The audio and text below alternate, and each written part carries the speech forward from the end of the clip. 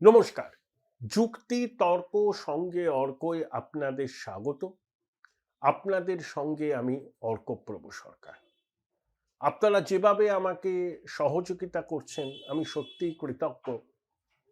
আপনাদের সহযোগিতায় সমর্থন পেয়ে আশা করি এই সমর্থন আগামী দিনেও জারি থাকবে। আপনারা যে ডিভাইসেই আমার অনুষ্ঠান দেখুন না কেন, সাবস্ক্রাইবার বাটনের পাশে একটা থ্যাঙ্কস বাটন আছে। সেই বাটনে ক্লিক করলেই আপনারা আমার এই ভেঞ্চারের সঙ্গে যুক্ত হতে পারবেন। আপনাদের সহায়তা আগামী দিনেও পাবো এই আশা রাখি। দেখুন, নির্ধারিত সময়ে নির্বাচন যদি হয় তো মার্চের শেষ থেকে একেবারে এপ্রিলের শেষ পর্যন্ত হবে। 5 দফায় ভোট তো হবেই। তাহলে সিলেবাসে সবারই ইলেকশন, এসআইআর চলছে, ভ্যালেন্টাইন্স ডের দিন, ভালোবাসার দিন পশ্চিমবঙ্গের চূড়ান্ত ভোটার তালিকা প্রকাশ হবে। সে তো অনেকটা সময় বাকি আছে, প্রায় 2 মাসের একটু কম। কিন্তু রাজনৈতিক উত্তাপ তো আমরা বুঝতেই পারছি।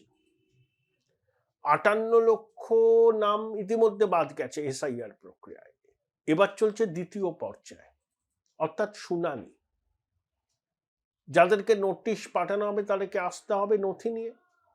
কমিশন যে 13টা নথির কথা বলেছে তার যে কোনো একটা। কমিশন বলে দিয়েছে যে তাদের কাজ ভোটারদের বাদ দেওয়া নয়, প্রকৃত ভারতীয় ভোটারদের নাম তালিকায় রাখা আর মৃত, পার্মানেন্টলি শিফটেড, মাল্টিপল এন্ট্রি এই নামটা বাদ দেওয়া। এতে এসছে 58 লক্ষ।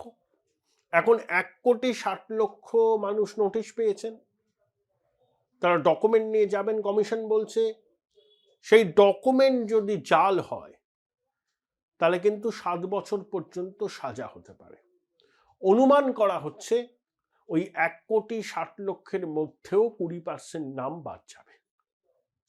তার মানে এসআইআর এর পরে বাংলায় চূড়ান্ত ভোটার তালিকা যখন বেরোবে তখন ধারণা করা হচ্ছে 90 লক্ষের মতো নাম বাদ যেতে পারে। পশ্চিমবঙ্গে এখন ভোটার কত? 60,66,00,000। যদি 90 লক্ষ ভোটারের নাম বাদ যায় তাহলে সংখ্যাটা কত হবে আপনারা বুঝতেই পারছেন। 6,76,00,000 মতো। তাহলে নতুন করে সেফোলজিস্টদের কিন্তু হিসাব নিকেশ করতে হবে। কে এগিয়ে কে পিছিয়ে তারা বলেন না, এই কেন্দ্রটা অমুকের দুর্ভেদ্য ঘাঁটি, সেগুলো কিন্তু তারা এবার বলতে পারবেন না। মুখ্যমন্ত্রীর কেন্দ্রেই এখনো 44,000 নাম বাদ হয়েছে। উত্তর দক্ষিণ 24 কলকাতায় সব থেকে বেশি নাম বাদ হয়েছে। কলকাতা তৃতীয় স্থানে, উত্তর এবং দক্ষিণ 24 1 এবং 2 নম্বর স্থানটা দখল করেছে। আচ্ছা, 2024 লোকসভা নির্বাচনের প্রেক্ষিতে তৃণমূল বিজেপির থেকে 41 লক্ষ ভোট বেশি পেয়েছিল। বিজেপি পেয়েছিল 2,33,00,000 সামথিং, আর তৃণমূল ধরুন ওই 2,74,00,000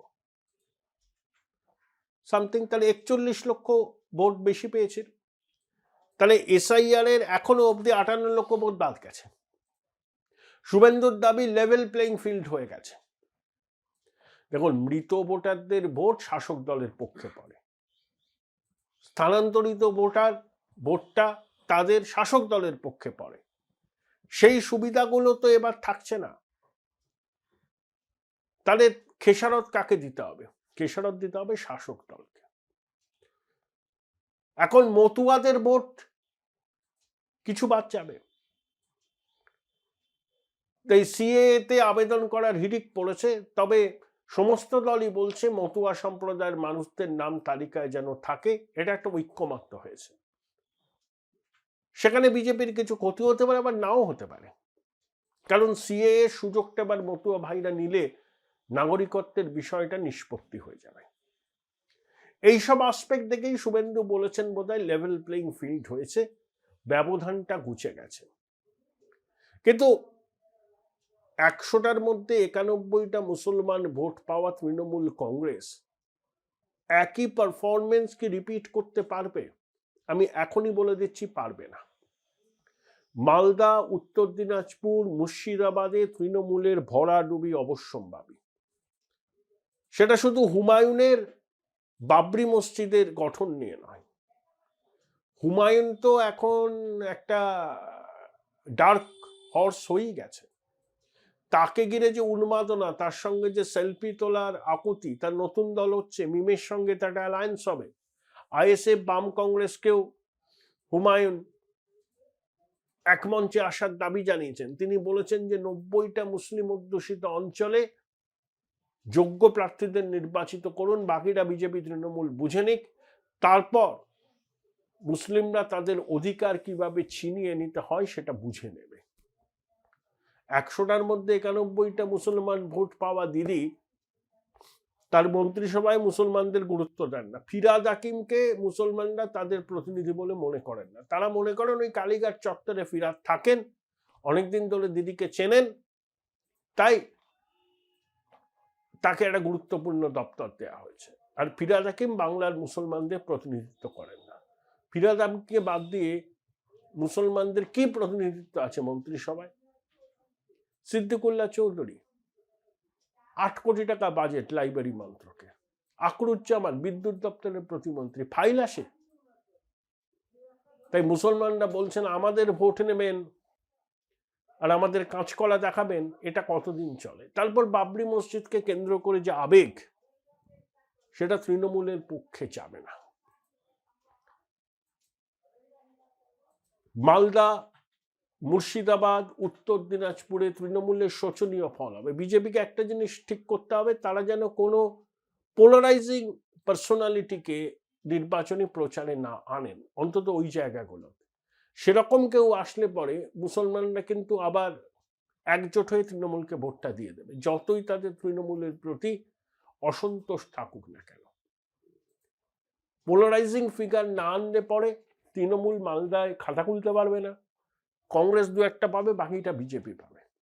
মুর্শিদাবাদেও সিঙ্গেল ডিজিটে নেমে যাবে তৃণমূল।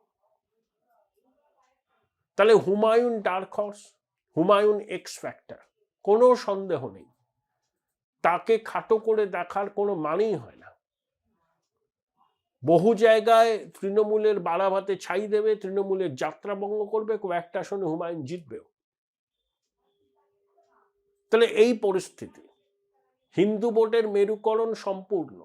65টা ভোট 100টার মধ্যে পেতে পারে এক্ষুনি ভোট হলে। নির্বাচনের আগে সেটা 70টা হিন্দু ভোট বিজেপি পেতে পারে 100টার মধ্যে।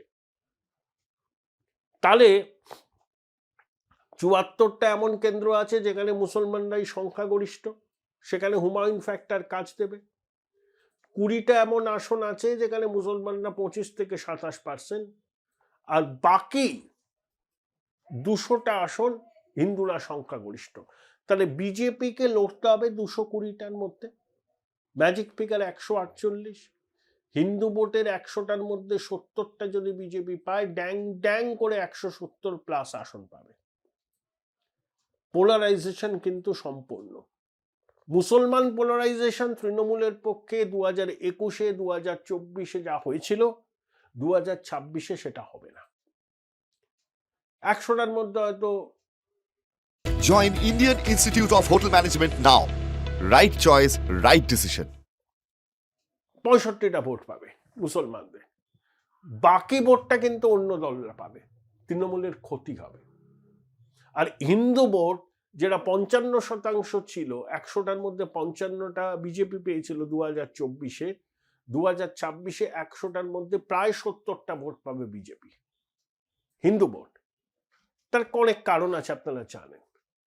তাই ব্যালেন্সটা শিফট করে যাবে, রাজনীতির গতিপথটা বাংলায় বদলে যাবে। আইপ্যাক তো বলেই দিয়েছে, ক্ষমতায় আসা দিদির পক্ষে এবার কার্যত নামুমকিন। তারা সর্বোচ্চ বলেছে 154, সর্বোচ্চ, ওটা আপার লিমিট। লোয়ার লিমিটটা কিন্তু অনেক কম। এটা দিদিমণি জানেন না তা তো নয়। যতই তার স্তাবকুল 250টা আসন পেয়ে জিতব বলে ঢক্কানিনাদ করুন না কেন, বাস্তবটা কি দিদিমণি জানেন।